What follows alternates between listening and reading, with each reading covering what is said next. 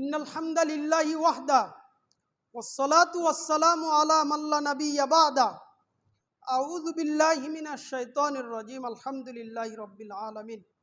আলহামদুলিল্লাহ, প্রশংসা মাত্র আল্লাহ সুবহানাহু ওয়া তাআলার, যে মহান স্রষ্টা আমাদেরকে মুসলিমের ঘরে জন্মগ্রহণের সুযোগ দিয়ে ধন্য করেছেন। তার শুকরিয়া বলি আলহামদুলিল্লাহ। তার কারণ আমরা যদি হিন্দুর ঘরে জন্মগ্রহণ করতাম, যারা জন্মগত হিন্দু তারা এই মসজিদ কি জিনিস বোঝে না, তারা মসজিদে আসে না, তখন আমাদের কানে অজ্ঞ হয়ে থাকতো, তখন আমরা এই কথাগুলো জানতামও না, মানতামও না। আমরা এই জন্য আল্লাহর শুকরিয়া আদায় করি যে আল্লাহ তাআলা আমাদেরকে যে মুসলিমের ঘরে জন্মগ্রহণে ধন্য করেছেন, তার শুকরিয়া আলহামদুলিল্লাহ। আমরা আল্লাহর কাছে চাই যে আল্লাহ, আমরা যেন আপনার সন্তুষ্টি ভিত্তিতে চলতে পারি, আল্লাহ আপনি সে তৌফিক দান করেন, আমিন। তাহলে আলোচনার 60টি পয়েন্ট চলে গেল, এখন 8 নম্বর পয়েন্ট।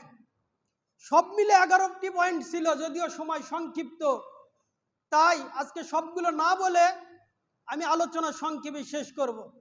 8 নম্বর বিষয় হলো বাবুল আদাব ইয়াউমাল জুমআ, জুমার দিনের আদব রক্ষা করা। হাদিস বুখারী মুসলিম সহ অসংখ্য কিতাবের হাদিস, যেখান থেকে সহিহ মুসলিমের হাদিসটি আপনাদের সামনে উপস্থাপন করব। বুখারী মুসলিম আবু দাউদ সহ অন্যান্য বিভিন্ন কিতাবে হাদিস। হাদিস আবু দাউদ থেকে বলছি। আউস বিন আউস আস-সাকাফি রাদিয়াল্লাহু আনহু বলেন যে রাসূল সাল্লাল্লাহু আলাইহি সাল্লাম বলেছেন, কেউ যদি জুমার দিনের 5টি বৈশিষ্ট্যকে সংরক্ষণ করে, জুমার দিনের 5টি বৈশিষ্ট্যকে সে মেনে চলে, তাহলে তার ফজিলত আজকের আলোচনার সাথে সম্পর্কিত বিষয়। 1, মান গসসালা ওয়াক্তাসালা, যে ব্যক্তি অন্যকে গোসল করাবে নিজে গোসল করবে। 1, অন্যের গোসলের কারণ হবে। এর ব্যাখ্যায় মুহাদ্দিসগণ বহু কথা বলেছেন, বিশেষ করে এটা স্বামী স্ত্রীর সাথে সম্পর্কিত বিষয়, যেটা আপনারা ইশারাতে বুঝেছেন যে যেই কারণে গোসল ফরজ হয় এই বিষয়টা ঘটবে, এটা একটা বিষয়। অথবা কেউ যদি কাউকে সুন্দর করে গোসল করায়, অথবা অন্য হাদিসের বর্ণনা এসেছে মান গসসালা ইয়াউমাল জুমআতি গুসলাল জানাবা, অপবিত্র থেকে পবিত্রতা হওয়ার জন্য মানুষ যেভাবে গোসল করে, কেউ যদি জুমার দিনে সেভাবে গোসল করে, 1, মানে খুব সুন্দরভাবে গোসল করবে, নিজে গোসল করবে, অন্যকে গোসল করাবে, অথবা অন্যের গোসলের কারণ করবে। এটা বৈধতার মাধ্যমে, অন্যভাবে কথা বলার কোনো সুযোগ নেই। তাহলে যে নিজে গোসল করবে সুন্দরভাবে। 2, বাক্কারা অব্দা করা, নিজে সকাল সকাল মসজিদে আসবে এবং অন্যকে সাথে করে নিয়ে আসবে, অন্যকে সকালে আসার প্রস্তুতি গ্রহণ করাবে। 2, 3, মাশা ওয়ালাম ইয়ারকাব, মসজিদে পায়ে হেঁটে আসবে, আরোহণে উঠবে না, স্বাভাবিকভাবে সে গাড়িতে উঠবে না, পায়ে হেঁটে মসজিদে আসবে। 3 নম্বর বৈশিষ্ট্য। যদি কারো গাড়িতে ওঠার প্রয়োজন হয় তাহলে গাড়িতে উঠবে, এটা হারাম নয়, না জায়েজ নয়। তাহলে 3 নম্বর বৈশিষ্ট্য যে মসজিদে পায়ে হেঁটে আসবে, গাড়িতে আরোহণ করবে না, যানবাহনে উঠবে না। 3, 4, ও দানা মিনাল ইমাম ফাস্তামিয়া ফাস্তামা, 4 নম্বর ইমামের কাছাকাছি বসবে, খুব মনোযোগের সাথে খুতবা শুনবে। তাহলে 1, সুন্দরভাবে গোসল করবে। 2, মসজিদে সকাল সকাল আসবে। 3, ইমামের কাছাকাছি বসবে, ইমামের কাছাকাছি বসার পর মনোযোগের সাথে সুন্দর করে আলোচনা শুনবে। 3 নম্বর পায়ে হেঁটে আসবে। 4 নম্বর ইমামের কাছাকাছি বসে মনোযোগের সাথে খুতবা শুনবে। ওয়ালাম ইয়ালগু, এবং সে এর মধ্যে কোনো অনর্থক কথা বলবে না। ইমামের খুতবা শুরু হবে তো আর কোনো কথা চলবে না। জুমার দিনের আদব কি, একাধিক আদব, যেটা আরেকটা আলোচনার বিষয়, শুধু আজকের বিষয়ের সাথে সম্পর্কিত বিষয়। সেটা কি? ইমামের খুতবা মনোযোগ দিয়ে শুনবে, কোনো কথা বলবে না। পাশে যদি কেউ কথা বলে তাকে একথাও বলবে না উসকুত। হাদিসে রাসূল সাল্লাল্লাহু আলাইহি সাল্লাম বলেন, কেউ যদি অপর ভাইকে বলে যে তুমি চুপ করো, ফাকাদ লাগাও তা, তাহলে ওই ব্যক্তি অনর্থক কথা বলবে। ইমাম যখন কথা বলবে তখন আর কোনো কথা চলবে না। ইমামের বয়স এখন যেই হোক, ইমামের জ্ঞান বুদ্ধি থাক আর না থাক, তাকে আমি যোগ্য মনে করি আর না করি, সেই ইমাম, এখন তার কথা মনোযোগ দিয়ে শোনা ছাড়া কোনো উপায় নেই। কেউ যদি কথা বলে তাহলে জুমার দিনের ফজিলত তার কেটে যাবে। তাহলে রাসূল সাল্লাল্লাহু আলাইহি সাল্লাম বলেন, যে ব্যক্তি জুমার দিনে গোসল করবে, সকাল সকাল আসবে, পায়ে হেঁটে আসবে, ইমামের খুতবা মনোযোগ দিয়ে শুনবে, কোনো অনর্থক কথা বলবে না, রাসূল সাল্লাল্লাহু আলাইহি সাল্লাম বলেন, তাহলে তার জন্য কি হবে?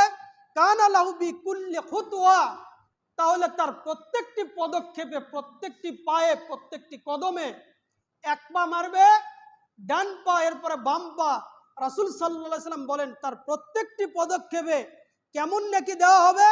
আমালু সানাতি আজরু সিয়ামিহা ওয়া কিয়ামিহা, 1 বছর নফল সিয়াম আদায় করলে যেই পরিমাণ নেকি, 1 বছর তাহাজ্জুদ সালাত আদায় করলে যেই পরিমাণ নেকি, তার প্রত্যেকটি কদমে কদমে সেই পরিমাণ নেকি।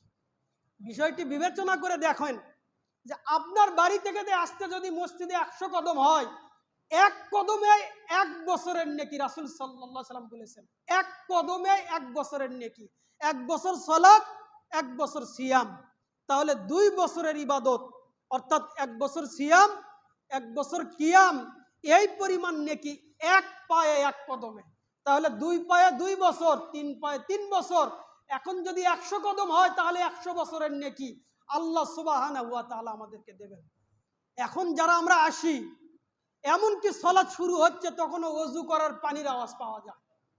কি আন্তরিকতা আমাদের, কি ভালোবাসা জুমার দিনে।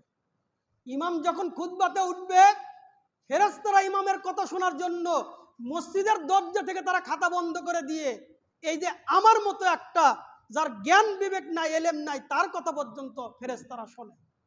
তাহলে ইমামকে কি কথা বলতে হয়? ইমাম যদি মসজিদের মেম্বারে উঠে আমার দাদির বাড়ির গল্প, আমার নানির বাড়ির গল্প, এই গল্প কি ফেরেশতা শুনবে? ইমাম অনুবাদ করবে কোরআনের আয়াত, ইমাম অনুবাদ করবে হাদিসের অনুবাদ, কোরআনের আয়াতের অনুবাদ, হাদিসের অনুবাদ চলবে।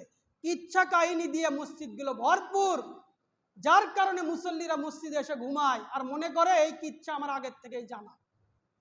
আর যারা অলসতা অবহেলায় আসতেছেন তারা তো এই ফজিলত পাবেন না। ফেরেশতারা নামই লেখেননি, নাম থেকে বাতিল, এসেছেন তো আপনার জুমার হক আদায় হলো, তবে এই ফজিলত থেকে আমরা বঞ্চিত হলাম। তাই আলোচনার শেষ মুহূর্তে বিষয়টি গুরুত্ব দেওয়ার জন্য আবারও বলছি, খুতবা শুরু হওয়ার পূর্বেই, আজান মাইকে দেওয়ার পূর্বেই আপনারা মসজিদে প্রবেশ করুন। ব্যতিক্রম দেরি হতে পারে, তবে স্বাভাবিক ক্রম যদি এটাই হয় যে আমি শেষ বেলা যাব আর সালাম ফিরে দ্রুত গতিতে মসজিদ থেকে বের হয়ে যাবে, এটা যেন না হয়। গত সপ্তাহে আলোচনা হয়েছে ফরজ সালাতের সালাম ফেরার পরে আমরা অনেকে বের হই, তো গত সপ্তাহে আলোচনার পরেও শুরুর দিকে একটু ইতস্তবোধ যে বের হই কিনা, বের হই কিনা, এরপরে যখন বের হওয়া শুরু হলো তো মসজিদের অর্ধেক ফাঁকা। এইটা কেন? কি এমন ব্যস্ততা আপনার আমার আছে যে জুমার দিনের 1 ঘন্টা সময় আমি দিতে পারি না? তাহলে আমি দুনিয়ার পেছনে কিভাবে চলছি একটু হিসাব করা প্রয়োজন। আল্লাহ আমাদেরকে সঠিক হিসাব বুঝে দুনিয়াকে যেভাবে মূল্যায়ন করার সেভাবে মূল্যায়ন করার তৌফিক দান করেন, আমিন।